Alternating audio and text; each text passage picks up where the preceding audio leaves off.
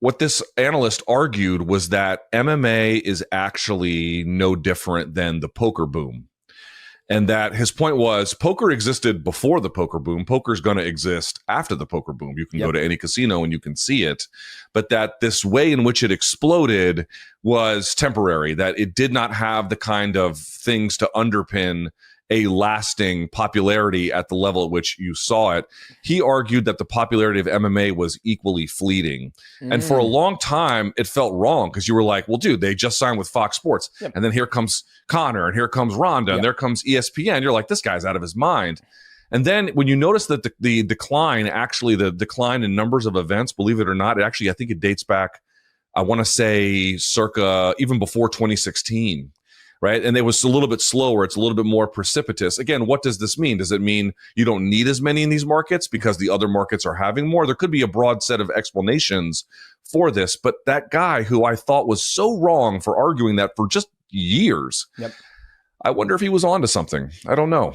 Well, it's crazy you say that because me and Michael, we always have this discussion about like, is mixed martial arts on a decline, right? Not just in the US, globally, right? And I always tell that a gentleman told me like a gym, there's so many gyms around the world, you know, kickboxing, Muay Thai, jiu-jitsu, you know, women's kickboxing, whatever it may be.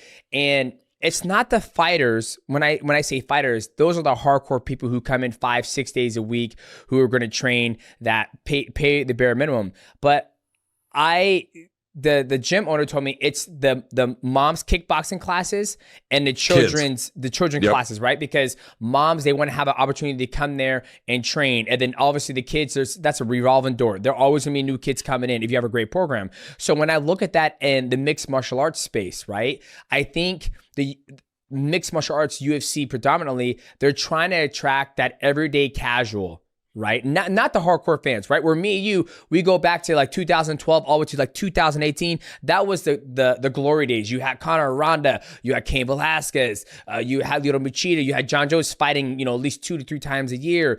You had banger after banger after banger. Like a pay-per-view, it was just amazing concept where now they have us, right? We're never going to leave. And I just think the average big athlete or big person who wants to get into it, I think they have more outlets. Shit, if you're 6'4", 235 and you're athletic, you could be a great defensive line, right? Or offensive line. I think there's more opportunities for those guys where if you're, 5'7", 165 pounds, I think you might be able to you might be more pushed into mixed martial arts.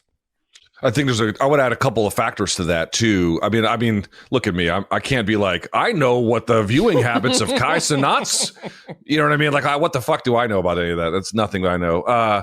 But 2 things to keep in mind that I do think, and this is even if you didn't, okay, so let's assume for just the sake of argument that there is no broader MMA decline, that there might be some markets going up, some markets going down, but net, it's a wash. Yeah. One thing, though, you do have to realize is that, number one, I think the growth of sport jiu-jitsu is absolutely affecting the pipeline to MMA. You know, guys, for example, did you watch CJI 2? Yes, I was there live. Yeah. Oh, that's right. I saw you on camera. Yeah. So one of my favorite guys who didn't go very far in the tournament because it was team-based this year is Michael Pixley from Team Daisy Fresh. Amazing. Yep. Dude, his collar ties, his foot sweeps, I mean, his throw bys, he's like dynamic as shit to watch. He got throws. I think he was a D2 national champion. A guy like that would have for sure have done MMA in a different world. But you can get pro sponsorships in jiu-jitsu now. You can do instructionals, and all of a sudden you can make a real decent living without getting your head bashed in.